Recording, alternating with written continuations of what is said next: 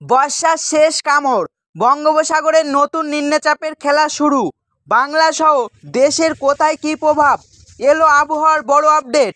নিম্নচাপের কারণে দক্ষিণবঙ্গের ভারী বর্ষা ও দুর্ভোগ, কলকাতা সহ উপকূলে ফের ভাসবে বর্ষা বিদায়, শেষ লগ্নে পরিস্থিতি কী হবে জেনে নিন আবহাওয়ার বড় আপডেট।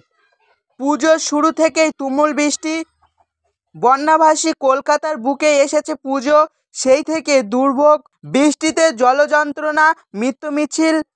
সেই আতঙ্কের পরিস্থিতি কেটে সদ্য একটু রোদ উঠেছিল, তারপরেই ভ্যাপসা গরম, ফের বৃষ্টি নবমীর দুপুর থেকে। কবে বিদায় নেবে বর্ষা, এলো আবহাওয়ার বড় আপডেট। এবছর দক্ষিণ পশ্চিম মৌসুমি বায়ু বিদায় দেরি হবে বলেই জানিয়েছে ভারতের আবহাওয়া দপ্তর বা আইএমডি। গত মঙ্গলবার বঙ্গোপসাগরে নতুন নিম্নচাপ তৈরি হয়েছে, যার ফলে আগামী অক্টোবরের প্রথম সপ্তাহ পর্যন্ত দেশের নানা প্রান্তে বৃষ্টি চলবে বলেই জানিয়েছে আবহাওয়া দপ্তর। জানান, দক্ষিণ পশ্চিম মৌসুমি বায়ু আবারও বিদায়ের অনুকূল পরিস্থিতির সম্ভাবনা অক্টোবরের 9 তারিখের আগে তৈরি হবে না, কারণ আগামী কয়েকদিন পূর্ব ও উত্তর পূর্ব ভারতের পাশাপাশি মধ্য ভারতে প্রবল বৃষ্টিপাত চলবে। এখনও পর্যন্ত মৌসুমি বায়ু বিদায় নিয়েছে উত্তর পশ্চিম ভারতের কিছুটা অংশে, গুজরাটের কিছুটা অংশে, সমগ্র রাজস্থান, জম্মু কাশ্মীর, লাদাখ, গিলগিট, মুজাফরাবাদ, হিমাচল প্রদেশ ও উত্তরাখণ্ড থেকে। বঙ্গোপসাগরের নিম্নচাপের কারণে উত্তর পূর্ব ও মধ্য ভারতের অক্টোবরের 9-10 তারিখ পর্যন্ত বৃষ্টিপাতের অব্যাহত থাকবে। আমি এক সপ্তাহে আর কোনো জায়গায় মৌসুমি বায়ু বিদায় প্রত্যাশিত নয়। এরপর থেকে পরিস্থিতি অনুকূল হতে পারে। অক্টোবরের 9 তারিখ থেকে মধ্য ভারত, উত্তরপ্রদেশ এবং তার আশেপাশের অঞ্চল থেকে বর্ষা বিদায় শুরু হতে পারে। পরিস্থিতি পর্যবেক্ষণ করে নিয়মিত আপডেট দেওয়া হবে। এই বিলম্বের কারণ হলো বঙ্গোপসাগরে তৈরি হওয়ার নতুন নিম্নচাপ। এই নিম্নচাপ ঘনীভূত হয়ে গভীর নিম্নচাপে পরিণত হবে এবং দক্ষিণ উড়িষ্যা, উত্তর অন্ধ্রপ্রদেশ উপকূলে অতিক্রম করবে। এর ফলে পূর্ব ও উত্তর পূর্ব রাজ্যগুলিতে এবং বিহার ও উত্তরপ্রদেশ পর্যন্ত বিস্তৃত বৃষ্টি হবে 4 ও 5 অক্টোবর। 3 থেকে 6 অক্টোবরের মধ্যে বিহার, নেপাল ও পূর্ব উত্তরপ্রদেশের অব্যাহত বৃষ্টিপাত নদীগুলির জলপ্রবাহের বাড়িয়ে দিতে পারে, তাই সতর্কতা জারি। অক্টোবরের 5 তারিখে একটি পশ্চিমে ঝঞ্ঝা আসছে। এই সক্রিয় একটি ঝঞ্ঝা, যা উত্তর পশ্চিম ভারতের সমতলভূমি ও পাহাড়ি অঞ্চলে বৃষ্টি ও বজ্রঝড় আনবে। প্রথমে ধারণা করা হয়েছিল মহারাষ্ট্র থেকে বর্ষা বিদায় শুরু হবে 5 অক্টোবর থেকে, কিন্তু এখন মনে করা হচ্ছে সেখানে বর্ষা আরও কিছুদিন অবস্থান করবে। ইতিমধ্যে যেসব রাজ্যের মৌসুমি বায়ু বিদায় ঘোষণা হয়েছে, সেখানেও ফের বৃষ্টি হতে পারে। পশ্চিমে ঝঞ্ঝার প্রভাবে উত্তর ভারতে বৃষ্টি হবে। নিম্নচাপ এবং পশ্চিমে ঝঞ্ঝা মিলিয়ে আগামী এক সপ্তাহ দেশের নানা প্রান্তে বৃষ্টি আনবে।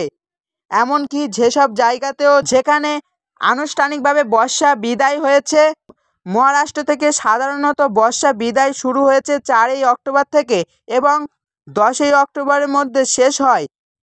তাই এবার সূচি পিছিয়ে যাবে।